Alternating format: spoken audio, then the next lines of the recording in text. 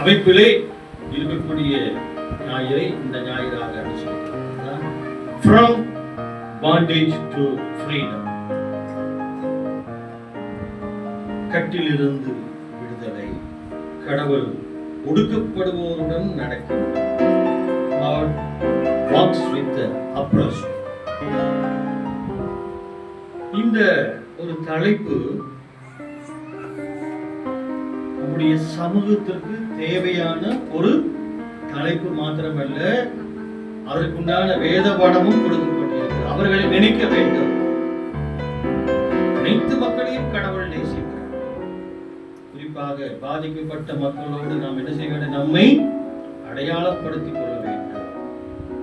இதுதான் தென்னிந்திய திருச்சபை நமக்கு காட்டுகின்ற உண்மை.